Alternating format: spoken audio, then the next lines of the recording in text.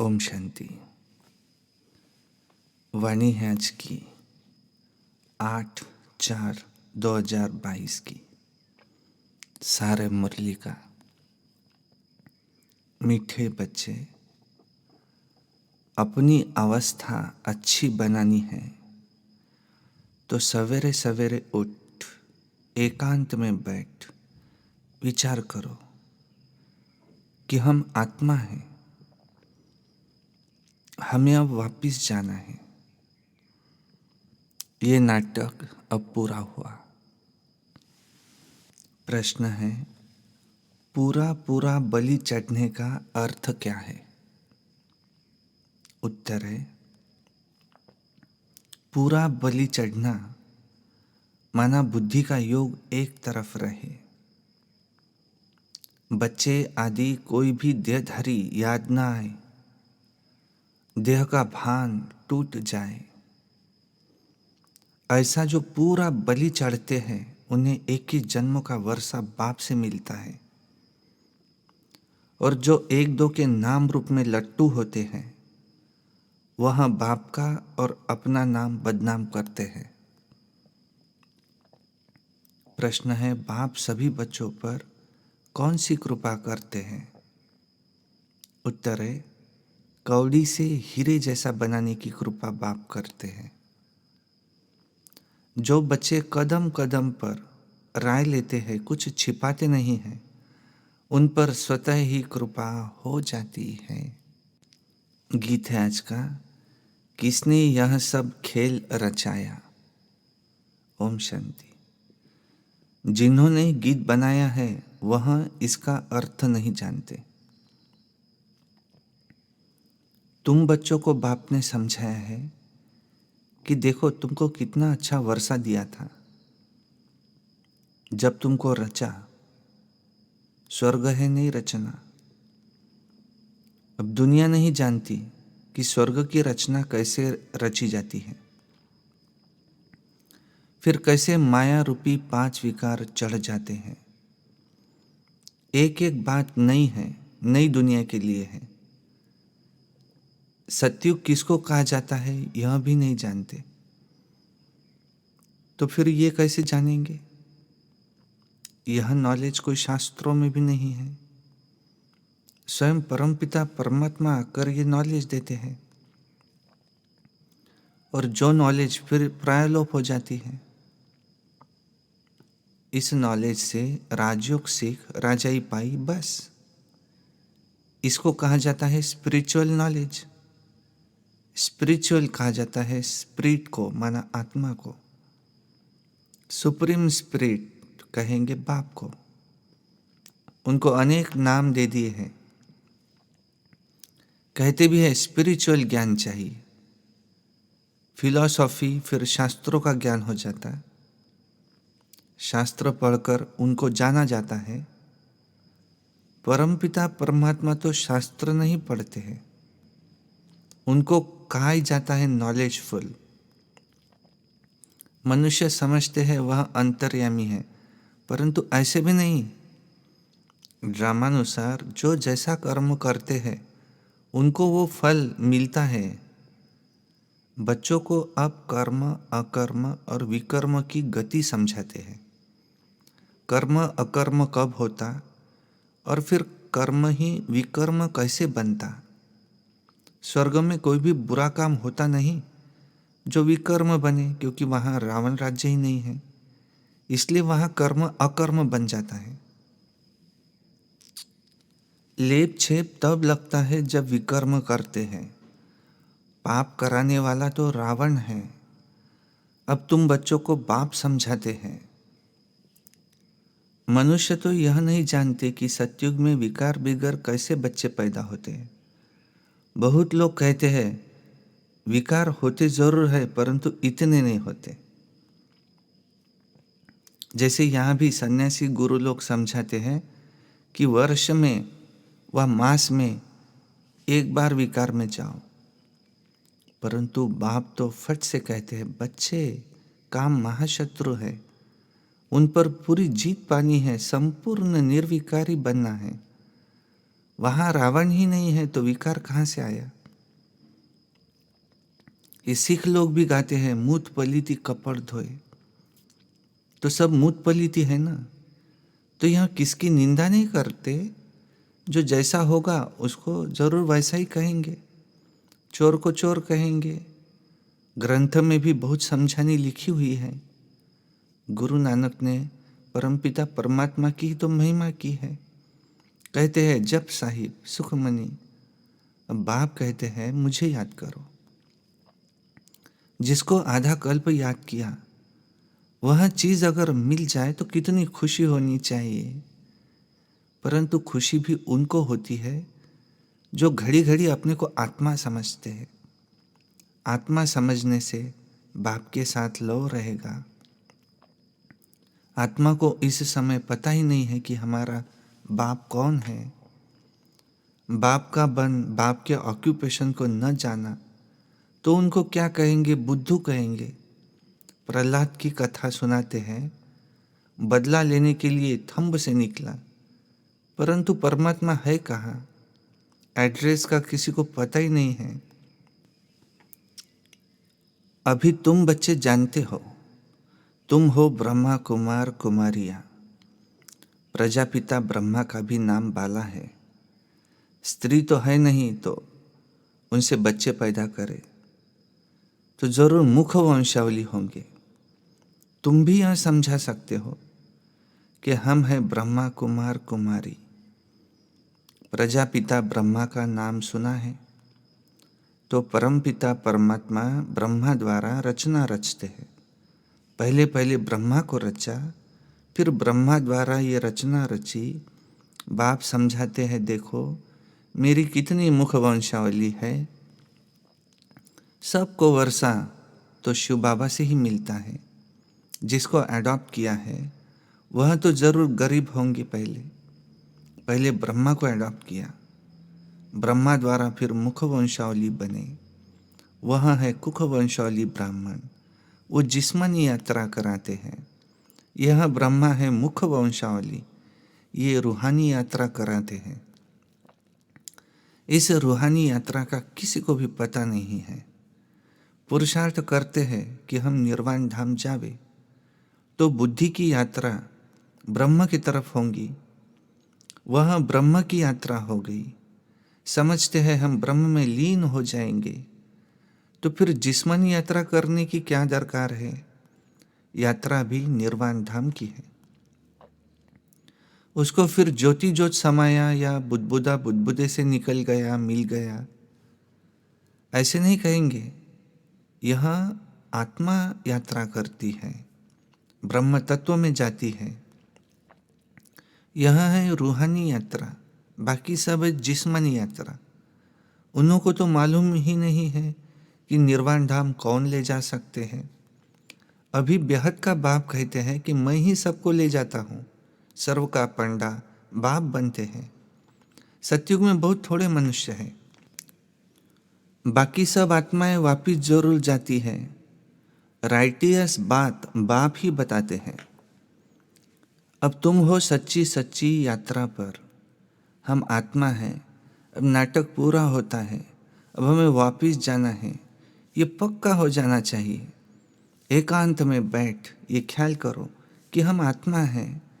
बाबा हमको लेने आया है। यह चोला छीछी है। ऐसे अपने साथ बातें करनी होती हैं। इसको विचार सागर मंथन कहा जाता है। बाप ने कर्म करने की तो छुट्टी दी है, बाकी रात को जाग कर यह अभ्यास करो तो दिन में भी वो अवस्था अच्छी रहेंगी, मदद मिलेंगी। रात का अभ्यास दिन में काम आएगा। रात को जागना है 2 बजे के बाद, क्योंकि 9 से 12 का बजे तक का जो टाइम है ये बिल्कुल डर्टी है। इसलिए विचार सागर मंथन सवेरे किया जाता है कि हम आत्मा हैं, बस अब बाबा के पास जाना है।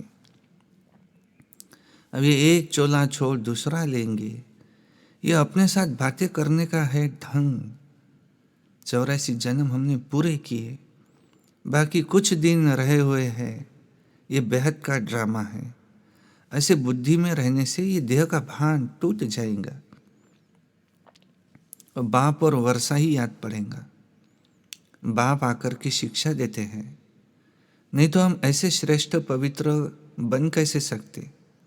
इस समय करप्शन बहुत है, इसलिए नाम निकलते हैं सदाचार कमेटी वगैरह। आगे तो ये सब बातें नहीं थी, ये करप्शन आदि सब अभी हुआ है। मिनिस्टर आदि बनते हैं तो कितने पैसे लूटते हैं, कितना भ्रष्टाचार करते हैं। सतयुग में तो होता ही है श्रेष्ठाचारी गवर्नमेंट। तुम बहुत श्रेष्ठाचारी बन रहे हो, वहाँ पाप का नाम निशान नहीं होता। बाप आकर स्वर्ग के लायक बनाते हैं, सभी जो डर्टी है उसको गुल गुल बनाते हैं। स्वर्ग स्थापन करके सर्व को सद्गति दे, फिर खुद छिप जाते हैं। मेरा बाबा कहते मेरा पार्ट ही ऐसा है, सबको सद्गति देना। मैं सारी दुनिया को क्या से क्या बना देता हूँ। यह तो मनुष्य भी कहते हैं लड़ाई लगेंगी, अखबारों में पढ़ता है 5000 वर्ष के अंदर ये होगा वो होगा, अच्छा विनाश होगा, भल फिर क्या होगा। और ये विनाश भी क्यों होता है, कारण बताए ना। अब तुम जानते हो कि बाप स्वर्ग की स्थापना कर रहे हैं, तो इस नरक का विनाश जरूर होगा। बाप आकर पुरानी दुनिया से नई दुनिया बनाते हैं कि वहाँ अकाले मृत्यु नहीं होती, मरने का कभी डर नहीं रहता, आत्मा का ज्ञान रहता है। हम एक शरीर छोड़ दूसरा जाकर लेंगे, यह भी समझते हैं जो देरी से आएंगे वह जरूर थोड़े जन्म लेंगे। हमारे 84 जन्म अब पूरे हुए हैं, ये दुनिया तो नहीं जानती। तुम आत्माओं को परमपिता परमात्मा बैठ समझाते हैं। प्रजापिता के बच्चे तो आपस में भाई बहन ठहरे, तो कोई भी विकर्म नहीं कर सकते। यूँ कहते भी है ना हिंदू चीनी भाई भाई, तो सोचो फिर विकार में कैसे जाएंगे। कहना तो सहज है परंतु अर्थ नहीं समझते। भाई भाई का अर्थ आत्मा पर चला जाता है। भाई बहन के संबंध में विकार की दृष्टि ठहर न सके। लौकिक संबंध में भी नजदीक संबंधी से अगर शादी करते हैं तो कितना हाहाकार हो जाता है ना। तो बाप समझाते हैं तुम सब देवी देवता सो श्रेष्ठाचारी थे, फिर भ्रष्टाचारी बन गए हो, अब फिर से श्रेष्ठाचारी बन रहे हो। तो हम सो श्रेष्ठाचारी 16 कला थे, फिर 14 कला में आए, फिर भ्रष्टाचारी बनते बनते अब और ही तमो प्रधान भ्रष्टाचारी बन पड़े। इस गोले के चित्र में भी क्लियर लिखा हुआ है। वर्ण का रूप भी बनाते हैं परंतु उसमें चोटी ब्राह्मण नहीं बताते, न शिव बाबा न ब्राह्मण दिखाते हैं। बाकी देवता क्षत्रिय वैश्य शूद्र दिखाते हैं। तुम अब जान गए हो कि हम बाजोली खेलते हैं, अभी हम ब्राह्मण से फिर देवी देवता बनेंगे, इसलिए दैवी गुण धारण करने हैं, अभी वापस जाना है, फिर हमारे लिए सारी दुनिया स्वर्ग हो जाएंगी, धरती को पानी मिल जाएगा।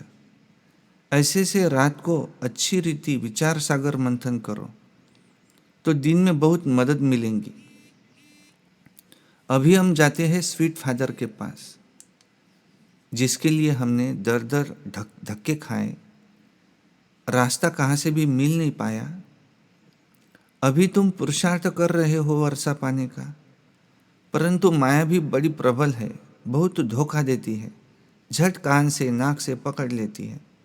भ्रष्टाचारी बन पड़ते हैं, काम का नशा आ जाता है, किसके नाम रूप के पीछे लट्टू हो जाते हैं, जैसे आशिक माशूक। बहुत तो धोखा खाते हैं, लोभी भी एकदम नाम बदनाम कर देते हैं। तो यह सब कुछ होता ही रहता है।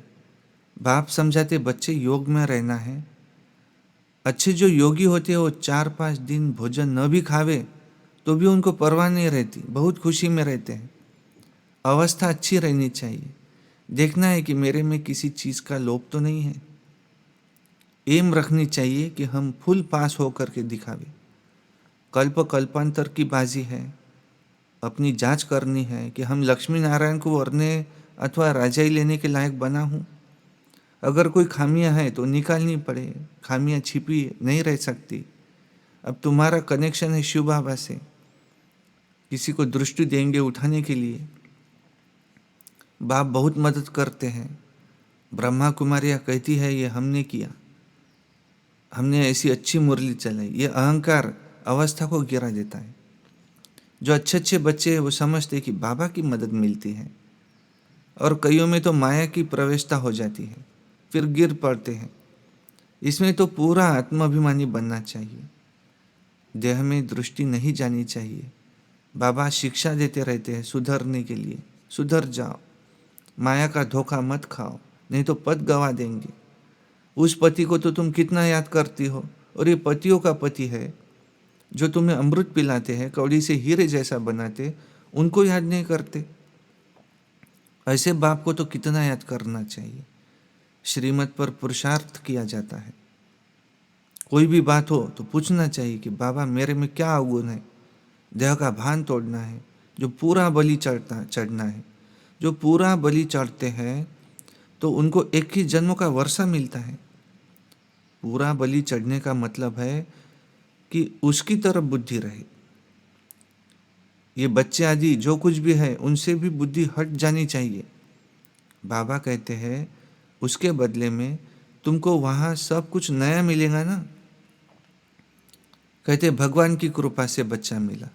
अब भगवान खुद कहते हैं वह कृपा अल्पकाल की है, अब तो तुम्हारे पर बहुत कृपा करेंगे, तुमको कौड़ी से हीरे जैसा बना देंगे। गृहस्थ व्यवहार में रहते ये सब कुछ बाप का समझो। कदम कदम पर राय लेते रहो, बाप ही राय देंगे।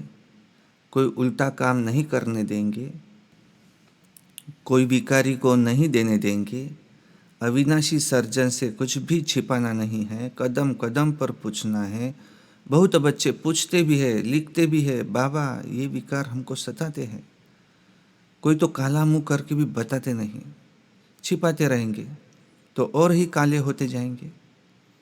अच्छा, मीठे मीठे सिकिलधे बच्चों प्रति माता पिता बाप दादा का याद प्यार और गुड मॉर्निंग।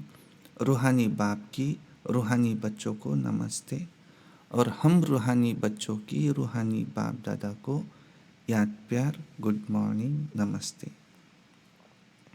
धारणा के लिए मुख्य सार है। नंबर 1, फुल पास होने के लिए जो भी खामियां है, विकारों का अंश है, उसे समाप्त कर देना है।